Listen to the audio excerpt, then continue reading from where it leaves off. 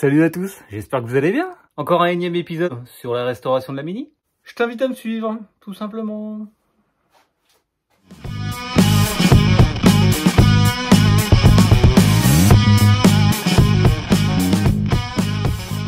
Aujourd'hui, dans cet épisode, il va y avoir du lourd, du très lourd. Par contre, on commence. Il faut checker tout ce qui est checkable.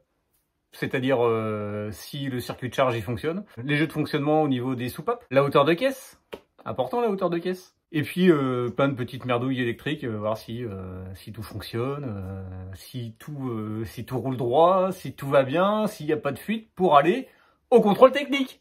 Eh ouais, allez on y va. Je vais regarder mon circuit de charge. Donc normalement on est autour des 14 volts. Évidemment. Combien de mains va-t-il me falloir?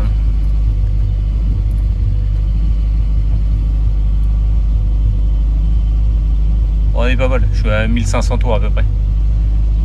C'est stable. Ça recharge gentiment. Bon, ça, on est bon. À la suite. Maintenant, on va s'attaquer à l'allumage. Donc le réglage de l'avance à l'allumage. Sur ce modèle-là, de 89, l'avance c'est 8 degrés à 1500 ou 1600 tours, je sais plus. Dépression débranchée. Donc la dépression, c'est le petit tuyau qui part de l'allumeur et qui va jusqu'au carbu. Tu sais, de la capsule de dépression qui est juste là. Donc c'est pas compliqué, tu te munis d'un pistolet qui va bien, une lampe stroboscopique. Que voici. C'est pas pour Duck Hunt sur Nintendo, hein, on n'en est plus là. Donc ça, c'est juste, ça balance des flashs à chaque impulsion que l'allumeur te met, via une pince ampère métrique pour avoir le signal. Donc tu le mets sur une bougie d'allumage. Ça en fait, c'est juste le plus et le moins raccordé pour que la lampe elle fonctionne. Donc moi, le plus, il va être au niveau du démarreur, parce qu'il n'y a pas d'autre endroit. Et puis le moins, une masse sur le moteur, tu vois. Par contre, je vais pas faire ça à l'intérieur, je vais le faire dehors. Alors j'espère que tu vas voir, parce que ça flash pas des masses non plus dehors. Parce que c'est un truc, j'ai dû la payer 25 balles, je crois. J'ai fait un repère de peinture sur la poulie. Je sais plus si tu te souviens sur la vidéo où il y avait la distribution, mais une petite encoche sur la poulie de Villebrequin. Et en fait, j'ai mis un petit point blanc de peinture à ce niveau-là. Donc, le réglage c'est 8 degrés, on va essayer de s'en approcher. En fait, c'est pas compliqué. Tu dévisses la patte qui tient l'allumeur. Et puis en fait, tu fais tourner l'allumeur jusqu'à ce que tu arrives à tes 8 degrés. Alors c'est 8 degrés, plus ou moins 2 degrés. Donc tu peux aller à 10 et tout. Donc on va vérifier ça tout de suite.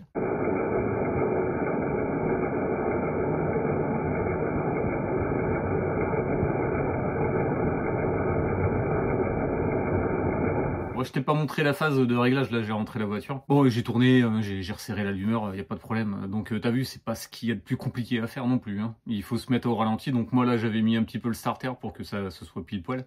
Et ensuite, j'ai juste eu à régler, j'ai regardé avec la lampe, puis après j'ai essayé de te montrer. Bon, on voit pas des masses, mais je t'ai montré quand même le truc. Après tu restartes ton allumeur, tu revérifies quand même que ça marche, et surtout t'oublies pas de rebrancher ta dépression, parce que sinon ton moteur il va pas bien marcher, hein, ça c'est sûr. La suite. Bon, la suite, c'est pas ce qu'il y a de plus compliqué, mais c'est un peu long quand même à faire. C'est le réglage de la hauteur de caisse. Donc moi, j'ai pas des cônes de suspension classiques, j'ai des kits ILO, ou ILO, parce qu'on est français.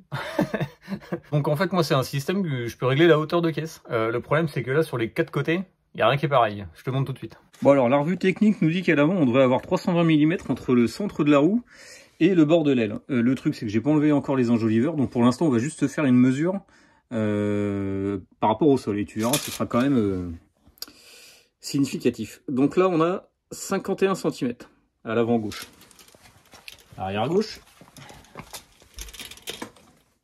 on est déjà à 54 quasiment. On va dire 53,75. Donc là, on est déjà à 3 cm et demi. Facile, 3 cm 75. Ensuite, arrière droit, 55. Un peu plus de 55. Donc on a 1 cm d'écart par rapport à l'arrière gauche. Et l'avant droit, on est à 52. Donc on a un petit centimètre d'écart par rapport à celui de devant à l'avant gauche. Donc déjà là, il n'y a rien qui va. Donc autant te dire qu'il n'y a rien qui va. Il n'y a pas un côté pareil. Et si je me mets dedans, évidemment, le côté gauche, il va pencher un peu. Parce que le bonhomme, il n'est pas tout léger. Hein, il a pris des kilos avec l'âge. Ce qui donne que je vais enlever les enjoliveurs. Je vais quand même prendre les cotes. Parce qu'il faut 320 mm à l'avant et 333 à l'arrière. Donc en centimètres, ça fait 33 cm 3 à l'arrière et 32 à l'avant, par rapport à l'axe de la roue. Donc là, avec le sol, ça peut être significatif, mais si t'as pas la même pression dans tous les pneus, ça sert à rien. Donc là, j'enlève les enjoliveurs, je reprends les cotes et je te reprends juste après. Bon, j'ai pris les cotes. Donc on est à 27 cm à l'avant gauche, 28 à l'avant droit, il y a toujours le centimètre d'écart. Arrière gauche 29,5 et arrière droit 31. Donc il y a un petit décalage. Donc en fait la voiture elle penche un petit peu, si tu t'imagines qu'elle est comme ça, elle penche comme ça, tu vois, sur le côté gauche et sur l'avant. Donc on est quand même vachement loin de la cible, hein, parce que là on a 5 cm d'écart. Je rappelle qu'il faut 32 cm à l'avant et à l'arrière il faut 33. Ça fait quand même pas mal, hein. J'ai peur qu'après ça fasse un cabri, quoi. Je suis bon pour aller faire du 4x4 avec. Donc je vais démonter les roues, je crois que ça passe pas sans ça. Et puis on va essayer d'équilibrer tout ça.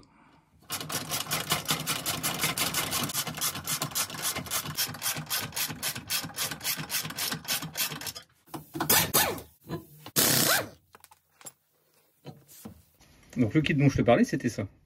Ça, normalement, c'est pas réglable. C'est une tulipe qui est pleine. C'est de l'alu et il n'y a pas possibilité de régler.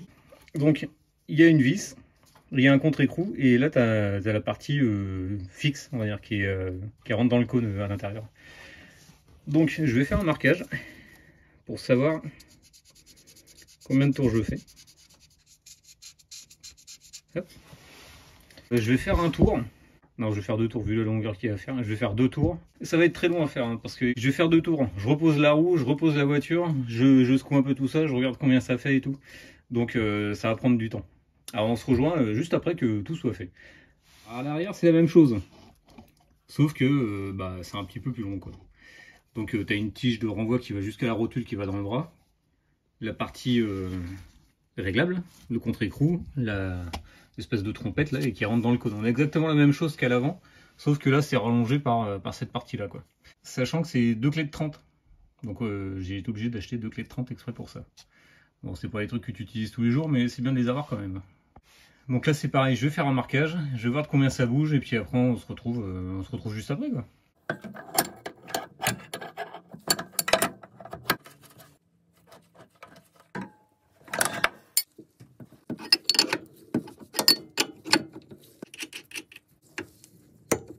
Bon alors, c'est quand même vachement significatif. Donc 2 tours, ça correspond à 1 cm à l'avant droit, tu vois. Je te dis n'importe quoi. 2 tours, ça correspond à 4 cm. Tu vois, avant on avait 28, là on a 32. Donc c'est important, hein. Donc un tour, ça fait déjà 2 cm, hein, un tour sur le kit. Et l'arrière droit, j'ai fait qu'un tour, et on a pris 3 cm. Donc là, c'est un poil trop haut. Alors pas de grand chose, parce que c'est 333 mm plus ou moins 635. En fait, je suis à la limite.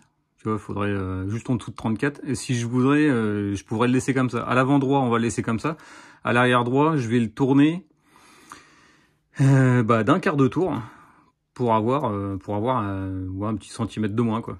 On fait ça. Je finis l'autre côté, tout en sachant que de toute façon, là, donc, elle penche encore plus par là. Et quand je vais faire de l'autre côté, normalement, ça devrait retasser ces deux valeurs. Donc, je vais déjà faire ça. Et après, on remesure tout.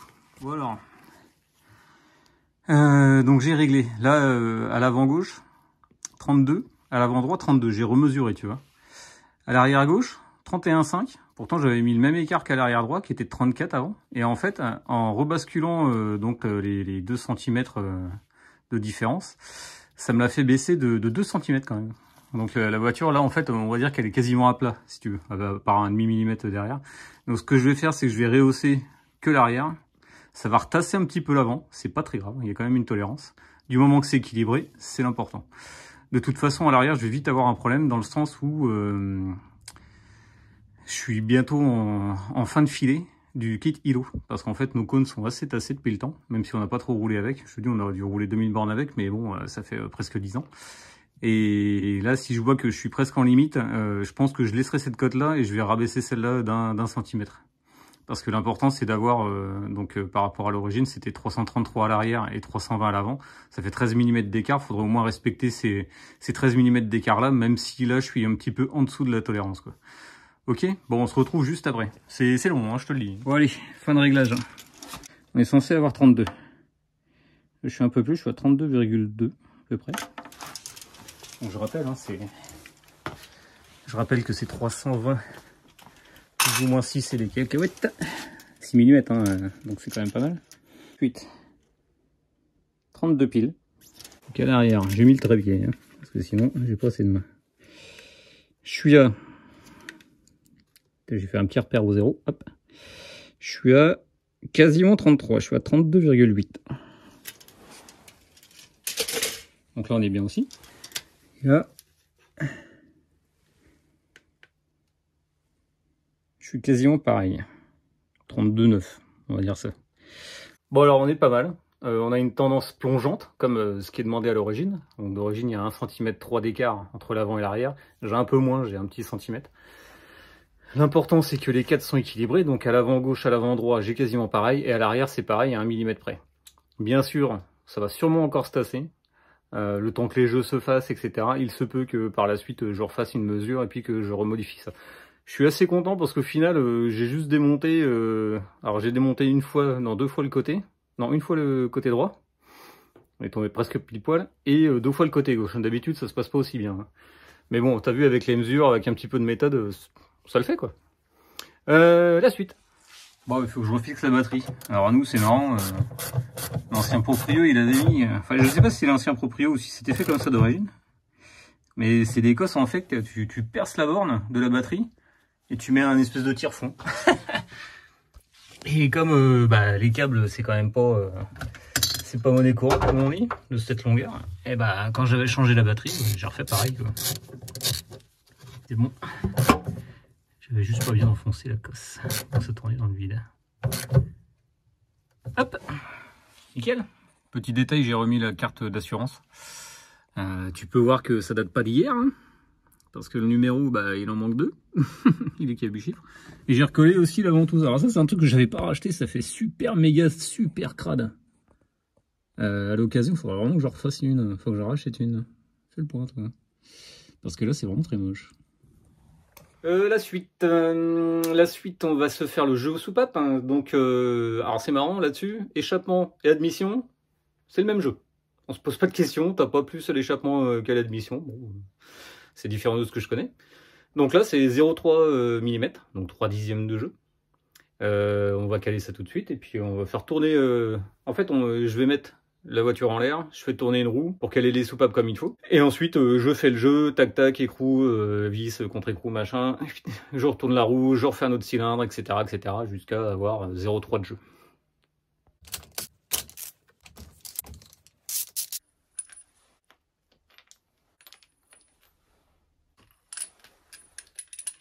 Tiens, on peut voir aussi la couleur des bougies que j'ai sorties. Alors dans la réalité, ça fait pas jaune comme à la caméra, hein, ça fait un petit peu plus brun, mais ça reste quand même un peu pauvre. Les autres sont pareils. Hein. Alors je suis pas loin de la richesse optimale. Le truc c'est que j'ai rien pour le contrôler ça. Donc on verra au contrôle technique ce que ça dit. De toute façon elle pétouille un peu, donc je pense que le fait que ce soit pauvre, ça doit expliquer un peu le truc. Hein. Bon, c'est pas grave. On va refaire le jeu aux soupapes là.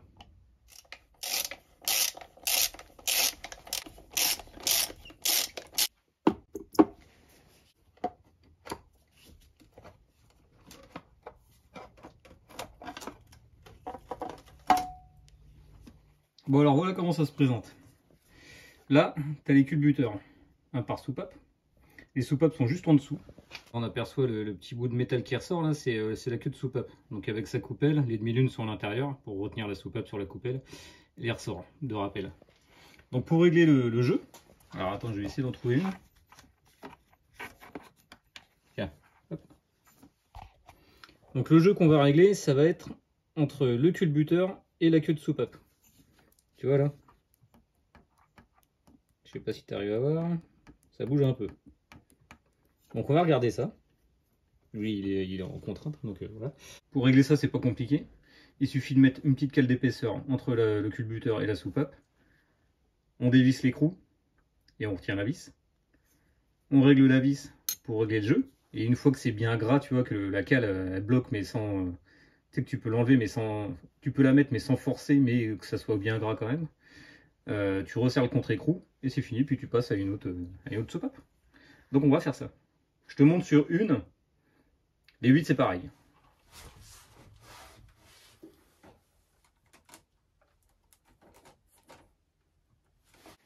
Bon, on va regarder. 0,30, ça passe bien. Je vais regarder l'autre, 0,35. Alors ça passe, mais ça passe gras, tu vois. Donc en fait, celle-là, on va la régler, comme je t'ai dit. Bien sûr, j'ai choisi le plus accessible de toutes. Bon, j'ai viré la boîte à air parce qu'elle m'a emmerdé. Alors j'espère que tu vas réussir à voir. Hop, donc là, c'est dévissé. Je mets ma cale de 0,30. Et tu vois, je visse jusqu'à sentir une résistance là. Tu vois, là, on est pas mal. Là, c'est bien gras, tu vois, ça, ça touche. Mais tu peux encore l'enlever. Là, on est bien. Et ensuite, il n'y a plus qu'à resserrer. Alors, faut faire gaffe, hein, parce que des fois, hors serrage, des fois, tu bouges. Donc, c'est bien de revérifier derrière.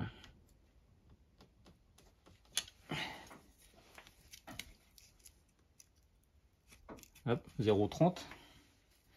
Par acquis de conscience, on va refaire la 0,35. Pour être sûr. Et 0,35, elle y va pas. Donc, on est bon. Il n'y a plus qu'à faire la même chose sur les 8. Voilà, les 8 sont faites. Donc pour changer d'un cylindre à l'autre, hein, bah, tu as juste à faire tourner ta roue. Je me suis mis en 4e, comme ça c'est moins dur. Mais de toute façon, comme j'avais enlevé les bougies, il n'y avait pas de souci par rapport à ça. Je vais remettre le cache-culbut, la boîte à air, les bougies, le capot. Et bah, on va faire un petit tour parce que figure-toi que la bagnole n'est pas terminée, que j'ai déjà pris rendez-vous chez le contrôle technique. Comme ça me donne une deadline, on va dire. Et le contrôle technique est dans approximativement 4 heures. Il reste encore un peu de taf. Donc vérifier les fuites, si ça freine, s'il n'y a pas de souci, si ça tourne, enfin si ça va droit, tu vois. Si la bagnole ne fait pas de cagade au freinage, tu vois, si ça se barre pas à droite ou à gauche, enfin plein de trucs comme ça, tu vois. Et il me reste que 4 heures. Tranquille, je suis large. Il n'y a pas de souci. On se retrouve après que le capot soit fermé. Allez, go. Bon, bah là, c'est le drame. Je comprenais pas pourquoi il y avait une bougie qui voulait pas se serrer. Bah ouais, elle est pétée. Mais... Bon, de toute façon, il fallait que je l'échange. Oh, c'est la panique.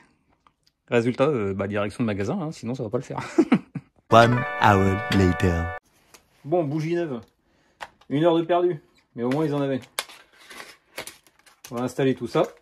Et on va sortir la voiture. Bon, ma revue technique me dit 0,9 hein, en gap d'électrode. Ça me paraît énorme. Mais bon, j'ai laissé comme ça. On va bien voir. Hein.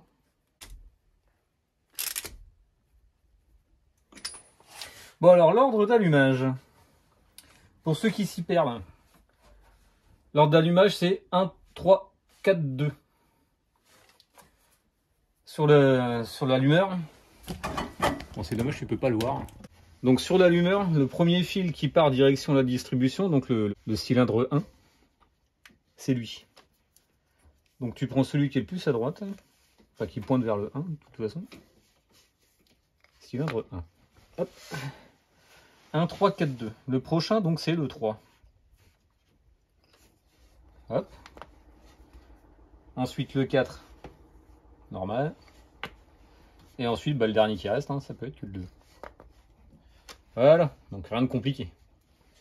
Tu suis comme ça en sens inverse des aiguilles d'une montre. 1, 3, 4, 2. Voilà. Bon, ça une fois fait, bah, je vais aller rouler. Le problème, c'est que bah, dehors, il fait pas beau. Et comme c'est franchement sujet... Hop là, tu vas y aller, oui. Comme c'est sujet à l'humidité cette voiture, et bah pas le choix, il faut que je remette le cache. Alors il est pas très propre, il est pas très beau.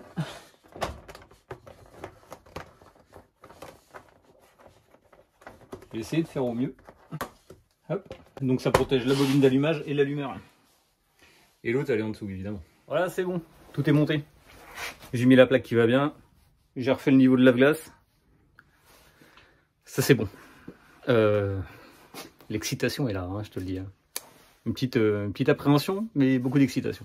Je vais aller faire un tour. J'espère revenir. Parce que là, tu vois, dans 1 heure, je pars au contrôle. Là, il reste plus qu'1 heure. Donc, s'il m'arrive une cagade, faut que ce soit maintenant et il faut pas que ce soit un gros truc. Donc, pas de bougie qui pète ou de quoi que ce soit. Hein. Il faut vraiment que ce soit rapide, machin. Sinon, c'est j'annule le rendez-vous au contrôle technique. Donc, je sors. Je vais faire un tour.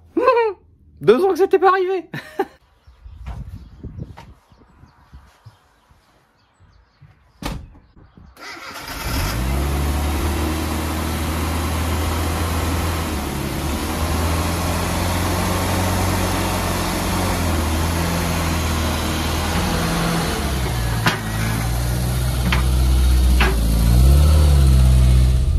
C'est parti.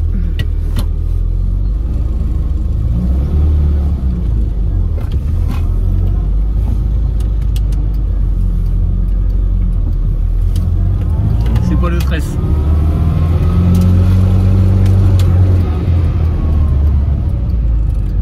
Il pleut, c'est ignoble.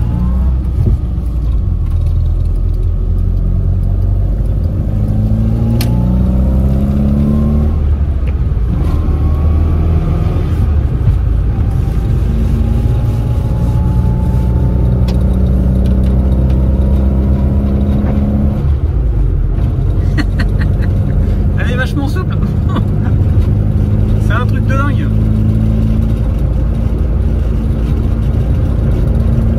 Je suis en train de pleurer déjà pour ma peinture parce que les routes elles sont pourries. Il y a de la terre partout.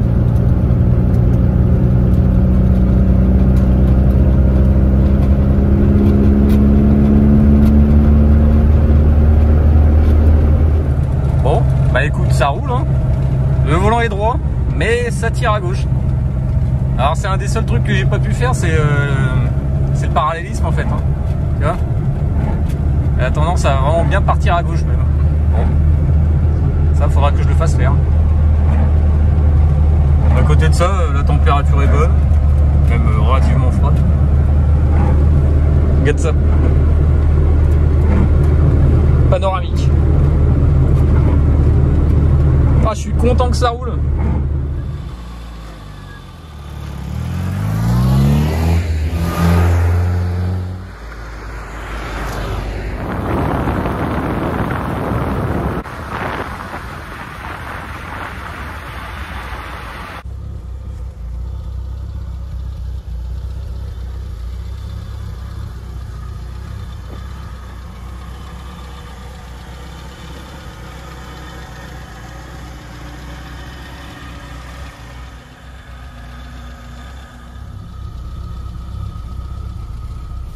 Bon, qu'est-ce qu'on en pense de ce premier roulage? Bah, c'est pas mal. Ça freine pas trop de l'avant. Je pense que c'est le temps que les plaquettes se rodent sur les disques, vu que les plaquettes sont neuves. Par contre, à l'arrière, ça pile. Hein. J'ai fait un frein à main, ça marche, pas de problème. J'étais sur le cul, jamais ça marche aussi bien que ça. Elle a tendance à trop freiner de l'arrière, hein, de toute façon, quand j'effleure la pédale. À côté de ça, mes problèmes de boîte de vitesse ont disparu, donc j'ai bien fait de tout refaire. La marche arrière passe sans problème, c'est vraiment tout mou, c'est soft, c'est souple. Les vitesses passent toutes seules, ça saute pas. Vraiment, je suis super content. Le passage 2 à 3, où avant, si t'étais pas à 3000 tours, ça marchait pas. Là, même à bas régime, au ralenti, ça part quand même. Le ralenti est assez stable. Je l'ai réglé un tout petit peu en dessous de 1000 tours. Normalement, c'est 750. C'est à 750. Il y a un vieux bruit de ferraille, donc je l'ai augmenté un petit peu. Mais en tout cas, la température monte pas, donc là, tout va bien, quoi. Je veux dire. Je vais aller au contrôle. Bon, alors les trucs que j'ai pas vérifié, c'est j'ai pas vérifié la hauteur des phares. Il y aura peut-être une ligne. Et j'ai pas vérifié non plus le parallélisme. Comme tu as vu, elle tire un petit peu à gauche. Bon bah ça, de toute façon, il va me mettre un ripage excessif ou une connerie comme ça, c'est sûr et certain. Donc ça, ce sera à faire par la suite. Bon bah on se retrouve au contrôle. Avec un petit peu les fesses qui sointent. À mon avis, ça va le faire fou.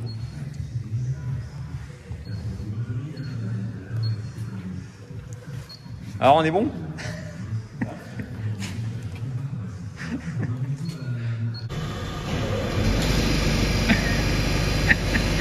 Capot c'est ouvert. Ouais, ça a sauté.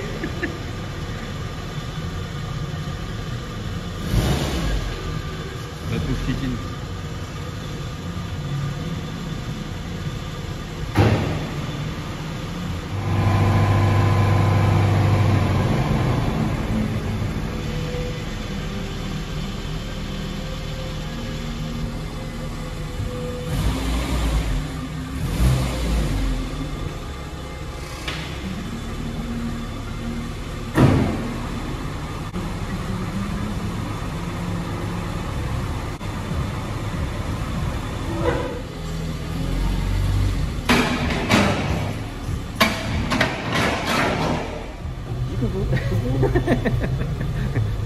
Il est en stress aussi.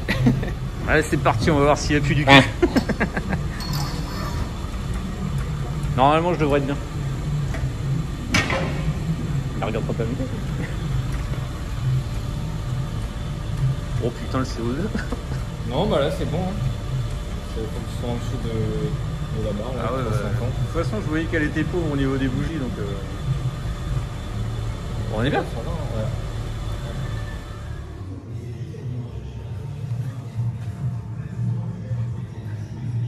Il y a un peu de graisse sur le cardan, mais je crois que c'est de la graisse des glisseurs. Il a pas l'air. Ouais, peut-être la graisse des rotules. Ouais, je pense. Parce que j'ai appuyé, ça a pas l'air. Là, ça c'est pas barré. Ah putain, si, il y a une fuite d'huile. Il y a une putain de fuite d'huile, elle sort d'où elle? Oh, t'as vu, c'est propre, hein? Ouais, elle est nickel. Ah, fait des trucs presque neufs. Bah, elle est neuve. Bah là, Non, vraiment, on dirait qu'elle est neuve. franchement, elle est juste un peu crade parce que j'ai pris la route, mais tout a été changé. Hein. Bon, comme tu as vu au contrôle, en fait, hein, cette partie de faisceau que j'avais refait propre, en fait, bah, ça a été ça a été se faire manger par les ailettes de l'alternateur, le câble, là, le tourron de câble. Trop grand. Je l'avais pas refixé avec d'autres moyens. Je pensais que ça suffirait parce que j'avais pas l'impression qu'il blablotait, tu vois. Et finalement, il a été se faire découper en deux. Alors, heureusement, ils ont été sympas au contrôle, les gars. Ils m'ont laissé faire ma bricole. Ils m'ont passé du Chatterton. J'ai pu faire le truc. Donc comme ça a permis de remettre en place ce qui avait été coupé, c'est-à-dire j'avais plus de clignotant et j'avais plus de phare. Donc heureusement qu'ils m'ont fait ça et on a pu passer le contrôle. Bon bah là clairement c'est à réparer, hein, forcément.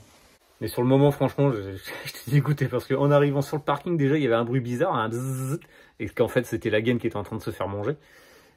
Et puis donc il manquait les feux, les clignotants, alors que c'était une partie où je m'étais vraiment attaché à faire quelque chose de propre et puis de fiable. Voilà, fail.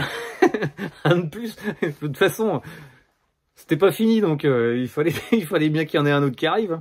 Bon, autre fail, qui me fait un peu plus schmout quand même. Bah, c'est la fuite d'huile. J'ai refait le moteur entier, en mettant de la pâte à joint, des joints qui vont bien, en imbibant comme il faut, faisant tout propre et tout. J'ai une fuite d'huile. Et ça coule. Alors ça pisse pas évidemment, ça sointe. Mais ça sonne bien, quoi. À regarder aussi. Pause. En fait, il n'y a pas de fuite d'huile, il n'y a pas de sointement d'huile. En fait, dans la dernière vidéo, je t'avais dit que mon joint de cache-culbuteur, il fuyait. Et c'est l'huile qui est passée derrière le moteur, et sur un petit peu sur le côté, qui a fini par descendre par gravité, et qui a fait cette espèce de flaque d'huile. Là, j'ai été roulé plusieurs kilomètres. J'ai fait une centaine de kilomètres depuis que tu as vu cette vidéo. Et en fait, il n'y a rien sous la voiture. Donc, tu sais, j'avais tout nettoyé derrière, et il n'y a rien. Donc c'est une bonne nouvelle. Au final, il n'y a pas de sointement d'huile. Merde, ça m'aurait fait schmout de tout redémonter encore exprès pour ça, quoi. Bon allez, on continue. C'est pas grave, ça fait partie des petites finitions à faire de toute façon. Tu peux pas remonter une bagnole en entier sans qu'il y ait un problème à la finalité, tu vois. C'est pas possible. C'est comme à l'intérieur. Je te l'ai pas fait écouter, mais il y a un bruit de vibration là au niveau du bloc de chauffage, et en fait il y a une tôle qui a pas l'air d'être fixée. Oh, ce raffut que ça fait, c'est insupportable dans la caisse. Ah, terrible. Deux tôles qui se cognent entre elles, t'as envie de foutre le bloc à la poubelle ou de foutre un coup de latte dedans pour que ça s'arrête. Donc performance du frein de service, des équilibres arrière. L'ancien kilométrage relevé 79 946, c'est en 2019.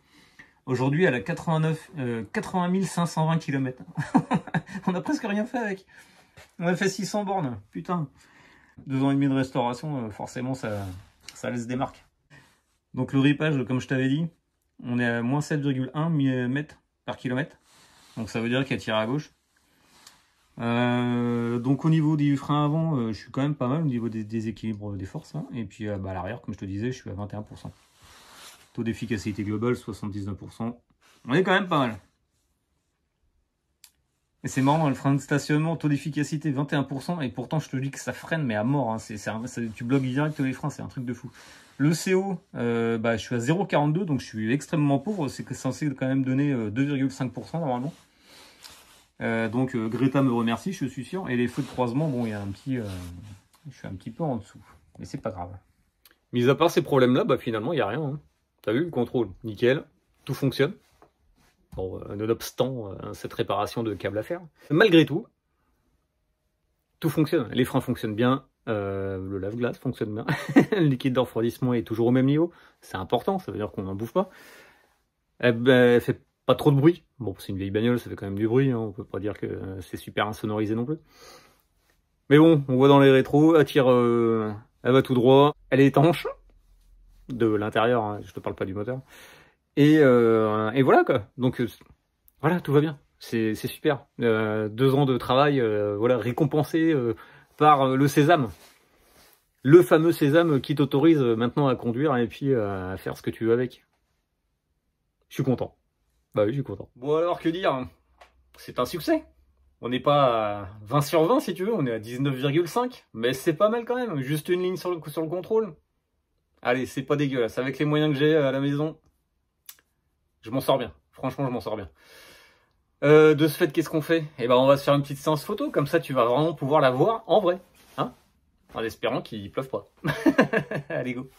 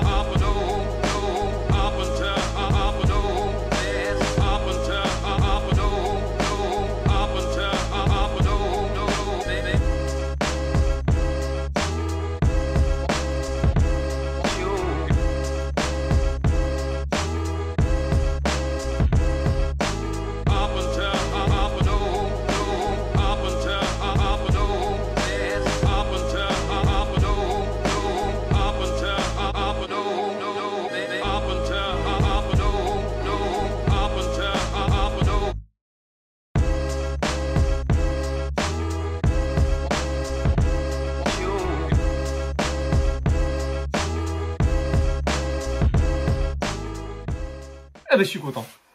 Ah ouais, je suis content. Ah mon zizi, il est tout dur.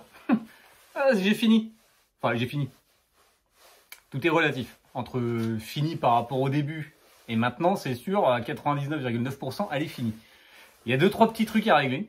Pas grand chose. C'est surtout le carrossier qui va s'en occuper parce qu'il y a des petits grains, il y a des petits machins à reprendre. Rien de bien grave. Tout ça, c'était prévu quand j'avais récupéré la caisse. Mais en soi, la satisfaction. Oh, ouais. Oh, la satisfaction de ouf. C'est indescriptible. Donc après 2 ans, 4 mois et 15 jours environ, je te passe les heures, hein, tu m'en veux pas. La Mini est sortie du garage, toute seule, par ses propres moyens. Je l'avais promis qu'elle sortirait par ses propres moyens dans je ne sais quelle vidéo. Donc tu regarderas dans la playlist qui s'affiche là. Elle roule droit, elle a son contrôle technique, on est légal.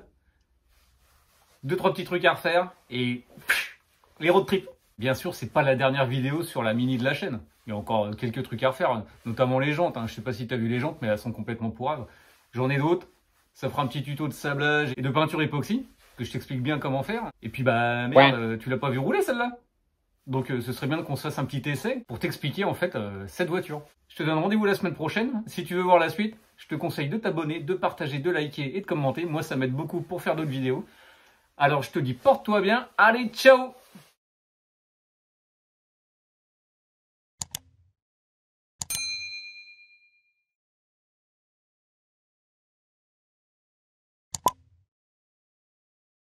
Happy. Tête de Happy.